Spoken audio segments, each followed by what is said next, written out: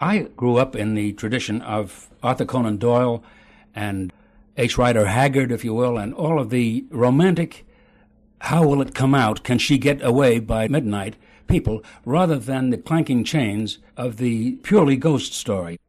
Not that Suspense doesn't sometimes have an element of horror, or that horror doesn't have an element of suspense, but I did not specialize in the clanking chains. Willam Spier was born on October 16, 1906 in New York City. He began his career as an editor at Musical America magazine, eventually becoming its chief critic. His radio career began in 1929 when he produced and directed the Atwater-Kent Hour, a Met Opera presentation. He soon became a valuable member of BBD&O's growing staff of radio writers and directors. I was a music critic. Music is what I really started out to be, and what I think I still know best, although I've gotten away with, excuse the expression, murder. But in 1929, my brother, who was very much older than I, was copy chief at Batten, Barton, Durston, and Osborne, the great advertising agency in New York. The agency had just signed up. These were the very new days, please remember, of radio. It was a very, very new medium. But in those days, BBD&O, to shorten it, had inveigled the Metropolitan Opera Company into signing up an exclusive contract with the agency to use its artists. Roy Durston, the vice president of the agency, was having lunch with my brother and said that he had now done this great thing, but now he was suddenly confronted by the problem of making programs that would fit into an hour, and nobody knew enough about the opera lingo and how long was Una furtiva lagrima from L'Elisa d'Amore. Was that a fast or a slow one from Rigoletto? And Tristan and Isolde was probably too heavy. And he needed somebody to arrange programs with the conductors and with the singers and with the artists. And my brother said, well, my kid brother, meaning me, Bill, who was a music critic at Musical America magazine, getting, I think I was up to $32.50 a week, which was high living in 1929, said he knows everything about music and maybe he'd be your man. So we had lunch, and anyway, I got lured into radio and never to quit until I came east some years ago. In 1931, Spier went to Hollywood to direct one of the first big-budget radio programs in Southern California. In any case, about 2 years later, among all the other things that happened, and as I say, we did everything. I would run from Atwater-Kent on Sunday night to General Motors on Monday night, and then run up and help out perhaps on the Lane and Fink Serenade, or the Happy Wonder Bakers, or some other show that was part of BBD&O's repertoire. In those days, the advertising agency's men produced, directed, wrote, thought up ideas for, talked to the publicity department, and everything else connected with a show. There were no package people and no hired outside directors. No directors existed of any name value or of any possible money worth to the sponsor, the client, who paid 15%, as they still do, to the advertising agency to take care of his radio business, just as with his advertising in the newspapers. I came to Hollywood first in 1931 and produced a show for BBD&O for a client, Mobil Oil. This was the first breakthrough with Hollywood stars, and my first star was George Allis, and I worked with John Barrymore and Wally Houston, Dick Powell and Joan Blondell, who were just going together in the Gold Diggers of 1931. Stayed at Warner Brothers, which was then called First National, and Vitagraph Productions, hadn't become Warner Brothers yet. And I learned a great deal of that side of it and became versed with dramatic people and script writing as it existed. I'd always done an enormous amount of writing, but it was always for utility writing, just as perhaps a movie composer writes utility music for a movie. It doesn't mean it's no good. It means it's for a specific purpose, and it's not thought of as a work of art or such. Coming back to New York, he was one of the people responsible for the creation of the March of Time. Did you have a feeling for drama? Did you have an interest in it even then? Yes, I did. I had always been, as Jimmy Durante says, a carnivorous reader, but hadn't had much chance to use this until later on, when they had a big meeting with Time magazine, who was one of the clients at BBD&O, and somebody said, what do you think Time magazine should put on the air if they were going to do a radio show? And I heard myself and somebody else echoing it. I think we both said it at the same time, I've forgotten who, said, dramatize the news. And so we invented a show called The March of Time, in which we simulated the voices of famous people. In 1940, Spier left BBD&O and began working directly for CBS. He was soon their story editor. Meanwhile, CBS decided to bring Forecast back. Season 2 premiered on July 14, 1941, with a 60-minute play from Hollywood called The Arabian Nights. It starred Marlene Dietrich and was directed by Charles Vanda.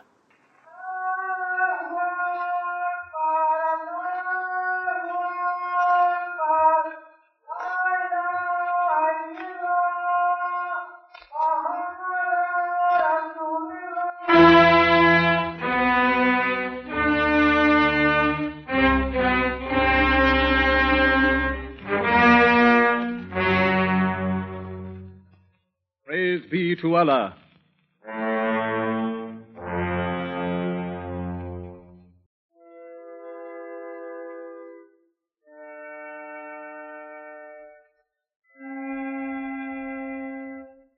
Delving deep into the greatest of all sources of romantic legendary, CBS presents the tales of the 1001 Nights, the Arabian Nights, starring Miss Marlene Dietrich as the fabulous princess Scheherazade.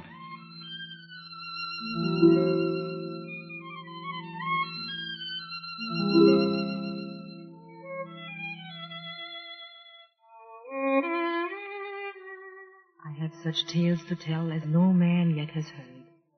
Wondrous as life itself, magic as birth, beauteous as deathless love. Hear then these words.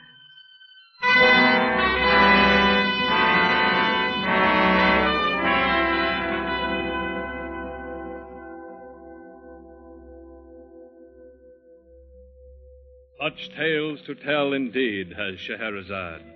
Tales from the world's greatest single treasure house of fiction.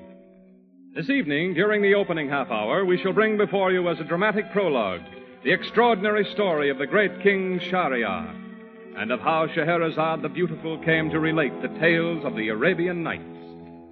Following this background of our proposed series, we shall present a complete half hour, typical of one you might hear during a representative week of actual commercial broadcasting.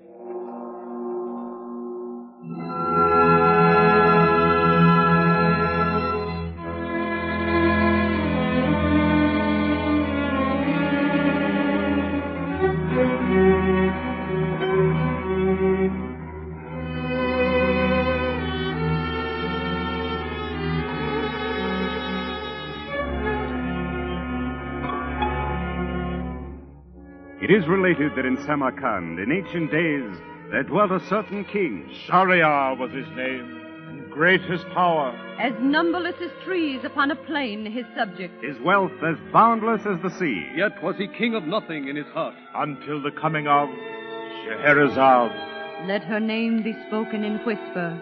Scheherazade. Let the magic of her name sing with the rivers. Scheherazade. Let the wonder of her name echo forth from mountain top to farthest mountain top. Scheherazade.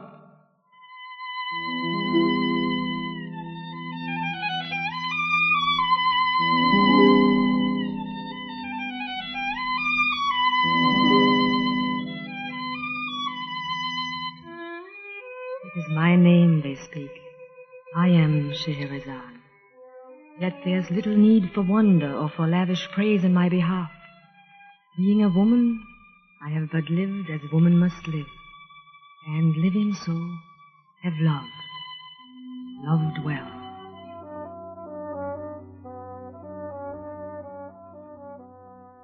This then was the beginning. The following week, Kay Thompson starred in 51 East 51 from New York. It was an on-the-scene comedy at a fictitious upscale New York bar. Her director that evening was Bill Spier. The two were soon dating, marrying in 1942. Hello? Hello? I'd like to send a telegram, please, to the radio audience. Dear radio audience, there's a table reserved for you tonight at 51 East 51. Fun and everything in swizzle sticks. Love, Kay Thompson.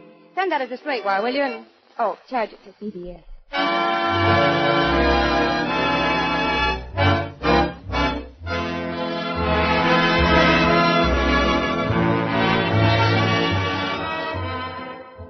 Ladies and gentlemen, 51 East 51 is a new musical show with comedy and vice versa. 51 East 51 is also the approximate address of the newest, smartest, swankest supper club in the city. And almost anything is more than likely to happen there, and usually does. Now, the entertainment menu reads as follows. In the star spotlight is mistress of ceremonies, radio's most versatile lady of music, singer, actress, lyricist, and composer, Miss Kay Thompson. And as guest star playing opposite her as Ramon is a noted lady killer from Hollywood, Mr. Eric Rhodes. And playing opposite not only her, but everybody confidentially in the cast, is the noted man killer from Hollywood and Broadway, Mr. Lionel Stander. Everett Sloan has come along for laughs, Archie Blyer for music. So, what do you say? Get yourself a nice table, make yourself comfortable, because you're our guests at 51 East 51.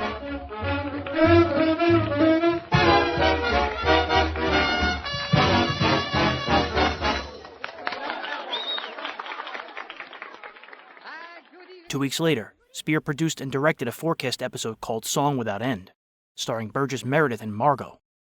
It was to be a biopic on musicians and composers. And before we bring you the drama and the music of WC, Mr. Spier would like to tell you what this is all about. Nobody is born into the world hating good music. But because the word has gotten around that music is good for you and is a necessary part of your education, many of us have come up through the age of consent, and well beyond it, with a spinach-like connotation in our minds when words like symphony, concerto, tone poem, sonata, and the like are mentioned. Spinach, of course, does not taste any good at all, and you were right when you thought it didn't. But music does taste good, and it's too bad if anyone ever made you think it didn't. In good music itself, and in the lives and dreams and loves and adventures of the men who have created it, there is drama and mystery and romance and tragedy and good humor just as potent and satisfying as these same things in a novel, a play, or a movie. Song Without End is an adventure in radio, destined, we hope, to prove it. Music and perfume are probably the two most powerful implements which open up the well springs of memory. Your immediate surroundings and the pages of the years vanish in a puff of smoke before them. Our design, in Song Without End, is to give to you the scenes which will become the memories of this music as you hear it again in the time to come. And to the lives of the men of music, both the actual lives they lived and the thousands of other lives each of them lived, which are told in 16th notes and 8th notes and bar signs and rests, we have turned, in Song Without End, for our plots. Franz Schubert, starving out his life in a Vienna garret, most spontaneous melody maker the world has ever seen, pouring out music faster than his pen could scratch it out. An ugly, wretched, loveless man, dead at 31 years of age. Jan Sibelius, muscular, hardy, making music out of the forests and the lakes and the soil and the myths and the legends of Finland. Chopin, Stephen Foster, Rimsky-Korsakov, a naval officer turned composer. Johann Sebastian Bach, turning out music for church, flattering Frederick the Great, bringing up 20 children. George Gershwin, and a Song Without End of a Great City. Modest Mussorgsky, greatest composer Russia has ever had. A government official under Alexander II. Franz Liszt, Hungarian rhapsodist, great lover, great pianist, great-hearted discoverer of other people's talents, priest in the Vatican, charlatan, father-in-law of Richard Wagner. Handel, Bizet, Ravel, Smetana, a man who wrote the happiest music possible and died in an insane asylum.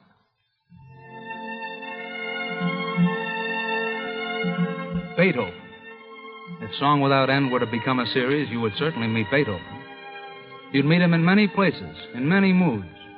You'd meet him certainly on the summer day he walked the woods at Dobling and walked into silence.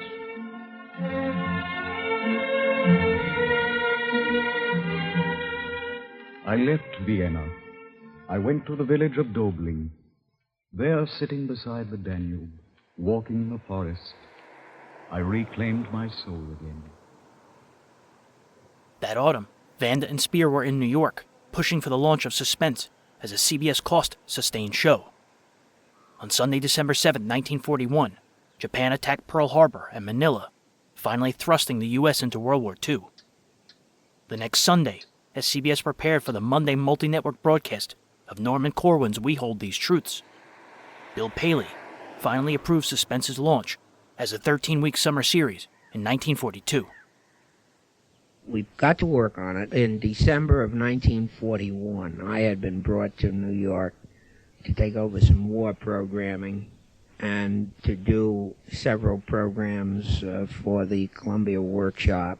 And Mr. Paley asked me if I wanted to start some other shows there, and I said there were several. One was Suspense. And he said, let's do it, and we did it.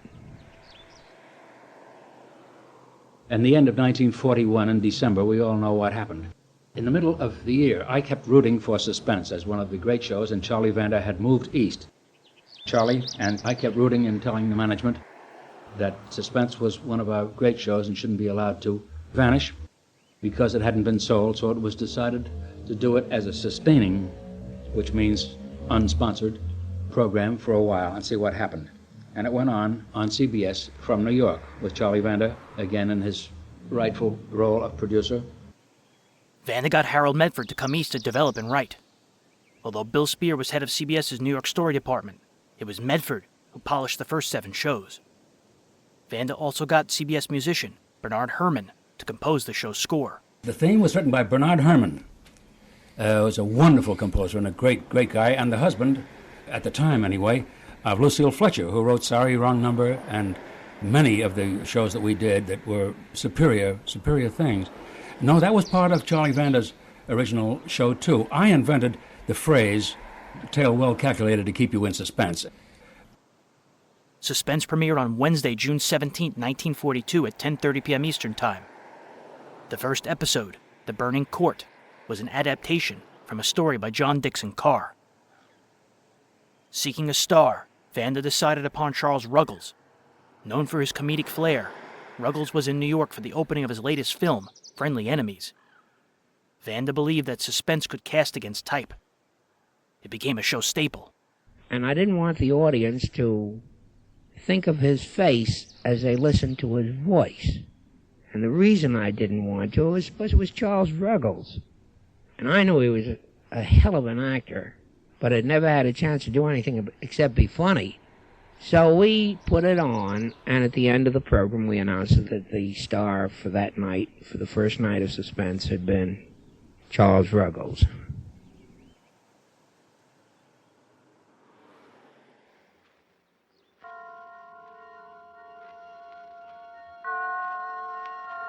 The Columbia Network takes pleasure in bringing you Suspense.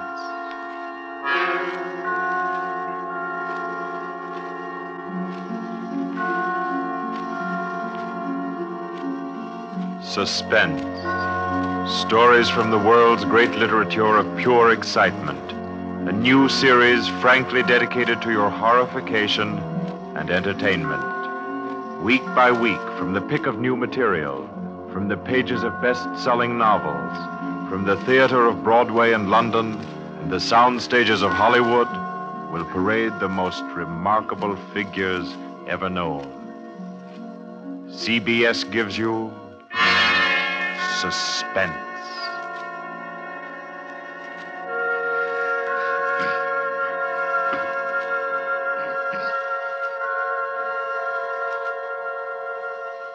Tonight's presentation is one of the finest of the contemporary stories of mystery and terror.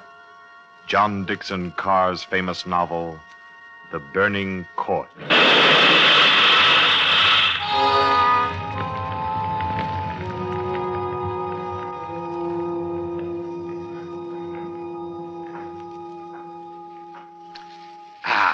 A glass of sherry by the fireside of a beautiful suburban home. What could be more comforting? You're an admirable host, Mr. Depard, and it's really a shame our first meeting is under such a cloud. It's also a shame I have so little time to tell you which one of your guests here murdered your uncle last week.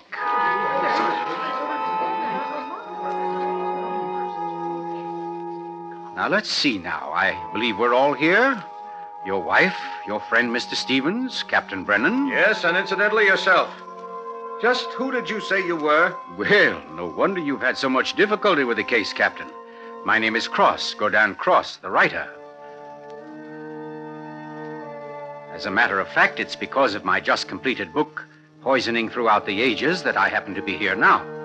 And Ted Stevens there happens to be a member of the firm which publishes my work. I'd never seen him until tonight, but I've been told what happened. This afternoon, he began reading my manuscript for the first time on the train. The commuter's train, which every afternoon deposits him safely and soundly here in Crispin. I imagine he was halfway home by the time he finished the first chapter. Then he turned a page. Attached to the following leaf was a picture. And looking at it, the young man stiffened suddenly and all but cried out his shock. It was a picture of a young woman, and under it had been printed, Famous Poisoner Marie Dobré, 1676. Ted Stevens was looking at a picture of his own wife.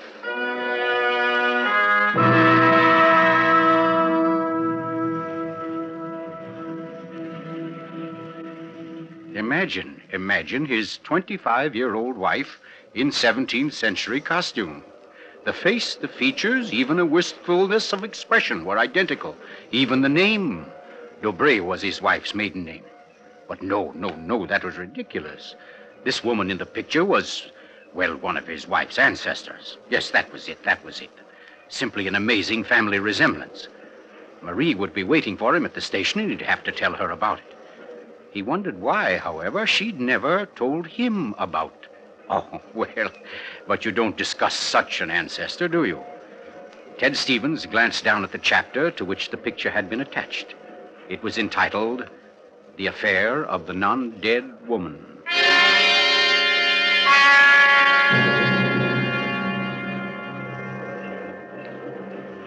Hello, Ted. Stevens was almost jolted from his seat. It was Dr. Weldon, professor of English at the college, an old friend of his. Quickly, he thrust the picture beneath the manuscript and moved over. Hi, I didn't see you, Doc. Oh, here, have a seat. Oh, I thought maybe you were giving me the, what do they call it? The brush off? Oh, no, say, as a matter of fact, Doc, you're the one man I do want to see. Yeah? Very flattering. Remember those discussions we used to have about murders? Better than bridge anytime. Well, I got the idea that you'd made sort of a hobby out of the old cases, the historical ones. Well, I've studied quite a number of them, yes. Ever hear of a woman named Marie Dobré? Marie Dobré? Marie Dobré. Oh, yes. That was her maiden name, of course. One of the finest specialists in arsenic poisoning you could ever hope to find. Oh, we're almost at our station, Ted. Let's get to the door. Yes, a real charmer Marie was. Must have disposed of 100 husbands, lovers, suitors, and just plain friends before she was caught. What happened to her, Doc? She was beheaded and burned. Crispin!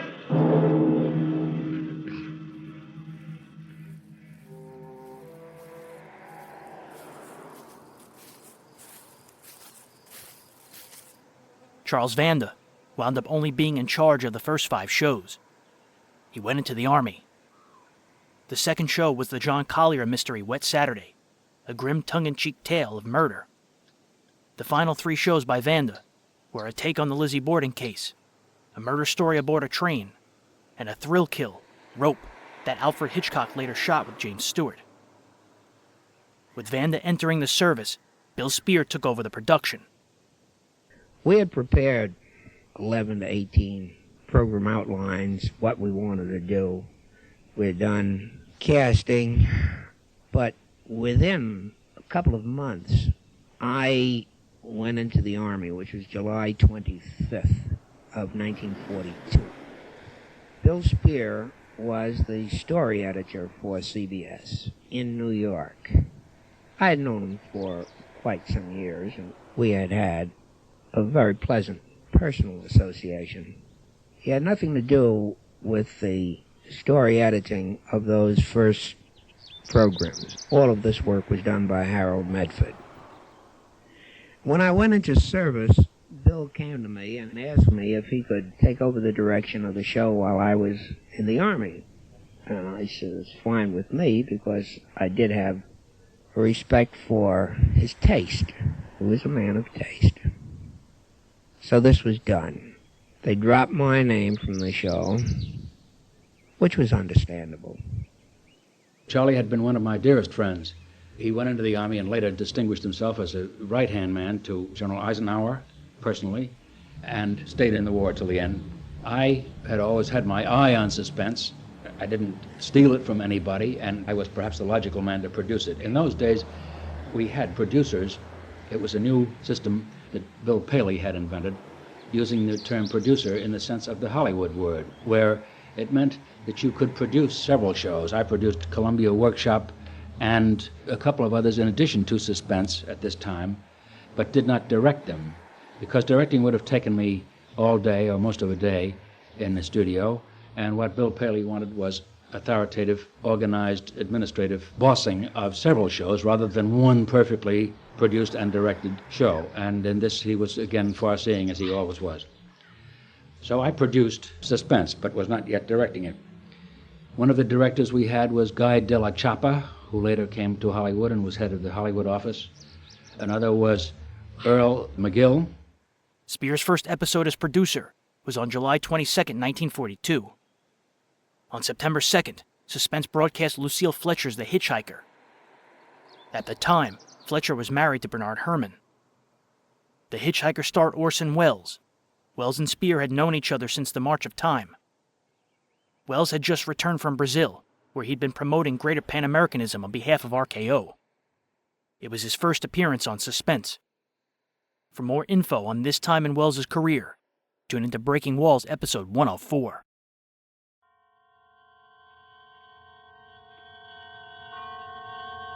The Columbia Network takes pleasure in bringing you Suspense.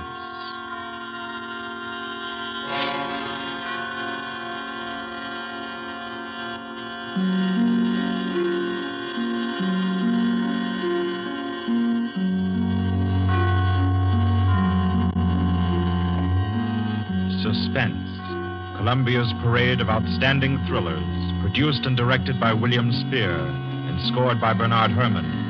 The notable melodramas from stage and screen, fiction and radio, presented each week to bring you to the edge of your chair, to keep you in suspense.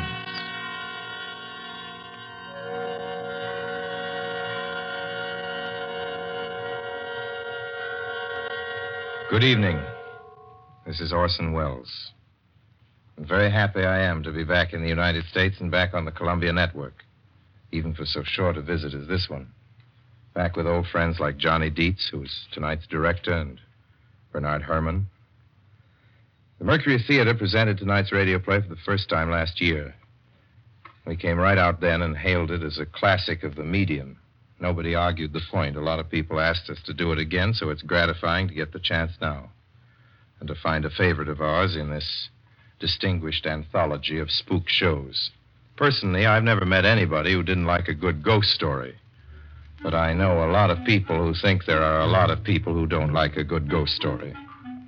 For the benefit of these, at least, I go on record at the outset of this evening's entertainment with the sober assurance that although blood may be curdled on this program, none will be spilt. There's no shooting, knifing, throttling, axing, or poisoning here. No clanking chains, no cobwebs, no bony and/or hairy hands appearing from secret panels, or, better yet, bedroom curtains. If it's any part of that dear old phosphorescent foolishness that people who don't like ghost stories don't like, then again, I promise you, we haven't got it. Not tonight. What we do have is a thriller. It's half as good as we think it is. You can call it a shocker. It's already been called a real Orson Welles story. Now, frankly, I don't know what this means. I've been on the air directing and acting in my own shows for quite a while now, and I don't suppose I've done more than half a dozen thrillers in all that time. Honestly, I don't think even that many, but it seems I do have a reputation for the uncanny. Quite possibly, a little escapade of mine involving a couple of planets, which shall be nameless, is responsible. Doesn't really matter. Don't think I disapprove of thrillers. I don't. A story doesn't have to appeal to the heart. It can also appeal to the spine. Sometimes you want your heart to be warmed, and sometimes you want your spine to tingle. The tingling, it's to be hoped, will be quite audible as you listen tonight to The Hitchhiker. That's the name of our story, The Hitchhiker.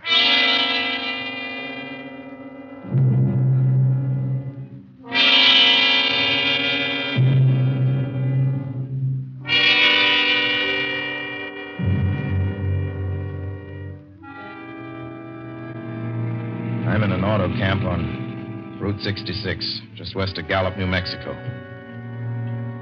If I tell it, perhaps it'll help me. Keep me from going crazy. I gotta tell this quickly. I'm not crazy now. I feel perfectly well, except that I'm running a slight temperature. My name is Ronald Adams. I'm 36 years of age, unmarried, tall, dark, with a black mustache. I drive a 1940 Buick, license number 6Y175189. I was born in Brooklyn. All this I know. I know that I'm at this moment perfectly sane. That it's not me who's gone mad. It's something else. Something utterly beyond my control. I've got to speak quickly. At any minute, the link may break. This may be the last thing I ever tell on Earth. The last night I ever see the stars.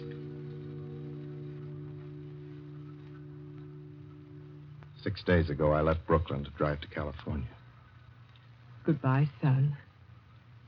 Good luck to you, my boy. Goodbye, Mother. Here, give me a kiss, and I'll go. I'll come out with you to the car. Oh, no, it's raining. Stay here at the door. Hey, what's this? Tears? I thought you'd promised me you wouldn't cry. I know, dear. I'm sorry. But I do hate to see you go. I'll be back. It'll only be on the coast 3 months. Oh, it isn't that. It's just the trip. Ronald, I wish you weren't driving. Oh, Mother, there you go again. People do it every day. I know, but you'll be careful, won't you? Promise me you'll be extra careful. Don't fall asleep or drive fast or pick up any strangers on the road. Oh, gosh. I think I was still 17 here, you told. Oh. And wire me as soon as you get to Hollywood. Won't you, son? Of course I will. Don't you worry. There's nothing going to happen. It's just 8 days of perfectly simple driving on smooth, decent, civilized roads with a hot dog or a hamburger stand every 10 miles.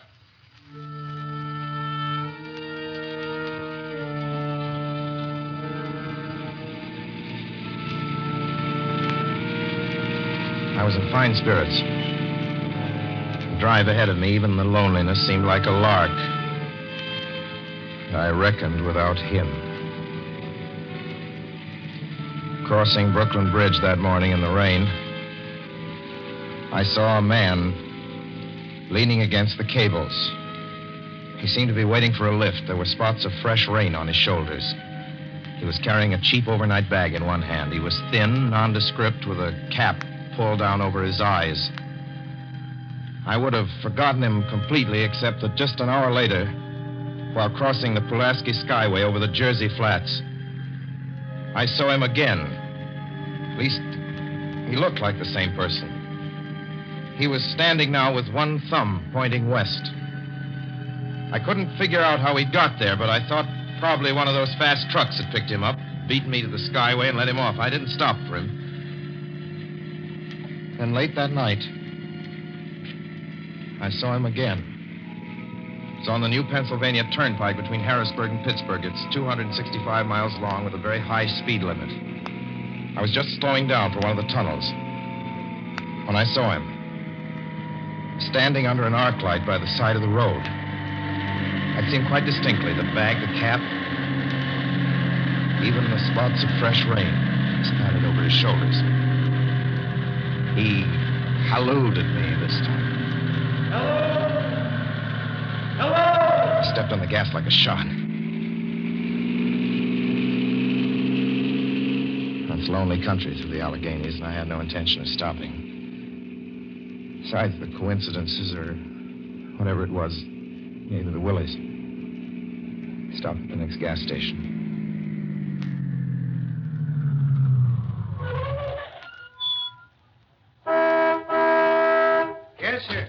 Fill her up. Certainly, sir. Check your oil, sir? No, thanks.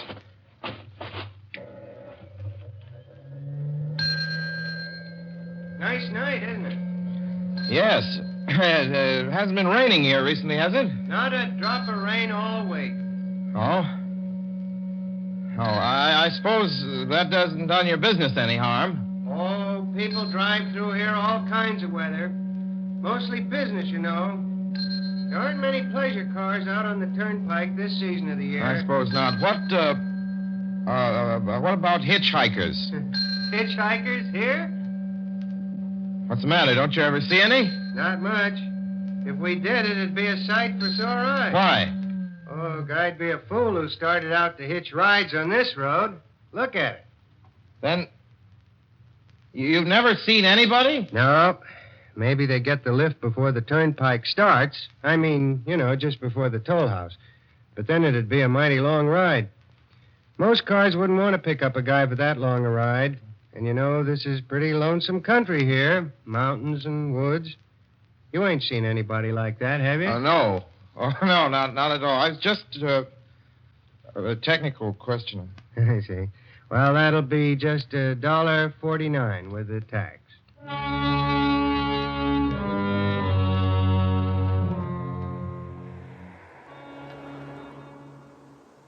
When the 13-week summer run ended, CBS was set to cancel the series. The last episode was called 100 in the Dark. It aired on September 30th, 1942.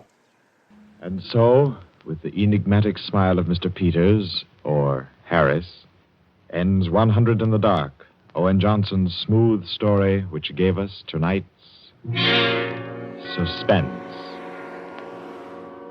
Suspense is produced by Willam Spier. Tonight's radio drama was written by Jack Anson Fink, directed by John Dietz, and scored by Bernard Herrmann. Eric Dressler was Mr. Peters. Alice Frost played Mrs. Kildare, and Ted Osborne, Quinny. Others in the cast were Helen Lewis, Joan Shea, Henriette Kay, Frank Reddick, Paul Luther, Stephen Schnabel, Ian Martin, and Barry Kroger. With this evening's performance, Columbia brings to a conclusion the present series of Suspense. If you've liked these broadcasts, CBS would be pleased to hear from you. Suspense has been a series presented for your relaxation and enjoyment by the Columbia Broadcasting System.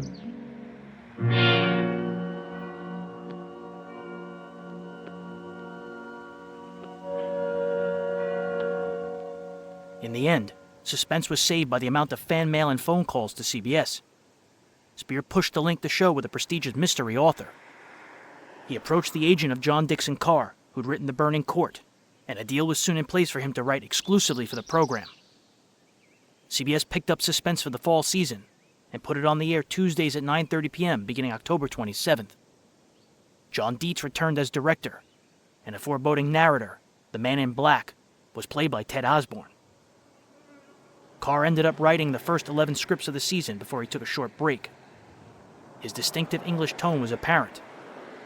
Spier was happy with the classic feel, but the current budget only allowed for top radio and stage talent. However, he'd been able to get Orson Welles with The Hitchhiker, as well as Peter Lorre with Till Death Do Us Part on December 15th.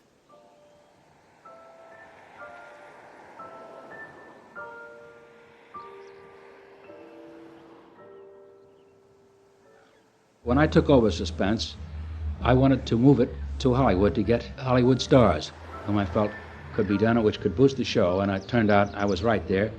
I came out to Hollywood and was married then to Kay Thompson. She came out to go to Metro-Goldwyn-Mayer as chief vocal coach. She worked with Judy Garland and many others. She's the best vocal coach that ever was, and possibly the greatest song stylist of that time.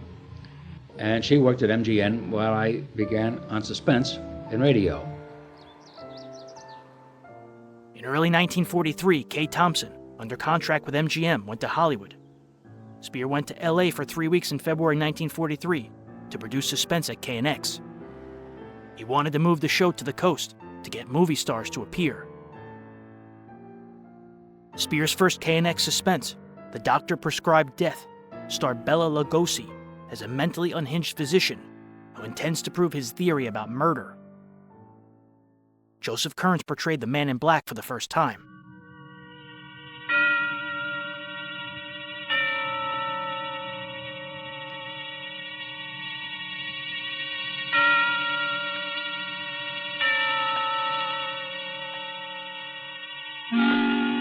Suspense.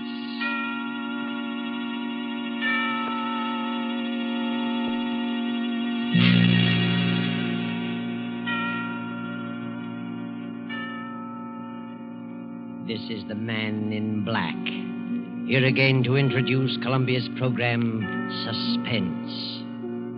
Our star tonight is Bela Lugosi, playing the part of Professor Antonio Basile, psychologist.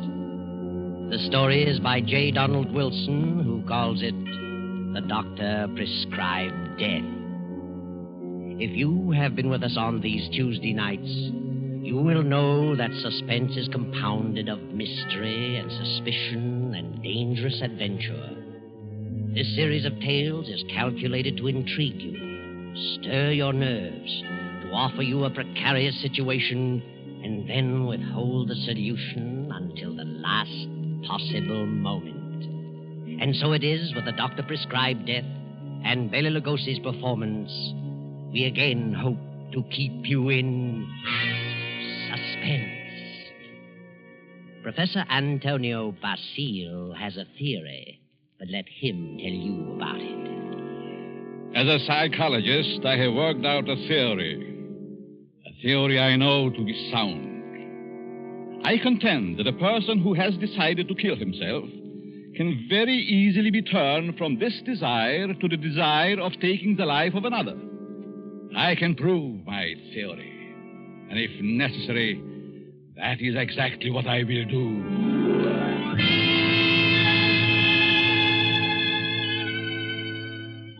Yes, Professor Antonio Basile has a theory, but only a theory. And he's worried about what his publisher will say, so he visits the editor, whose name is Hellman. Hellman finishes the manuscript and tosses it on the desk. Professor Basile leans forward eagerly and... Well, Hellman, what do you think? Professor Basile, it's purely conjecture, simply a theory, and I wouldn't advise publishing it. I worked on that theory for a long time. I'm positive of it. I know it'll work. Suppose it will. What good is it? What good have you accomplished if you can prove it'll work?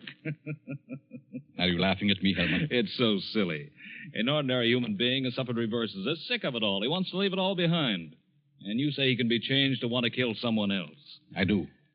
Self-destruction and the destruction of other life are closely related in the mind. The dividing line is very thin. It's ridiculous. And you won't publish it? Ranger would fire me. Why? He told me that, in his opinion, you should be in the asylum. Mr. Granger said that. Does he think I'm insane? How do I know? Hellman, Mr. Granger didn't say that. It's you who thinks I'm crazy. You've never liked me. For some reason, you are trying to tear me down. Well, we'll see, Mr. Hellman. We'll see. Now, wait a minute. I'll show you whether my works are illogical. I'll show you whether I'm insane. Oh, calm down. I'm going to make you eat those words. I know you don't like me, but I'm going to prove that my theory is sound. Good night. Wait a minute. Basile, wait. You wait, Hellman. You wait. Yes, wait, Hellman. Wait. Although Bill Spier had only produced 3 episodes from KNX, on February 17, 1943, he quit his Radio Reader's Digest job as script editor. He'd be moving to Hollywood full-time.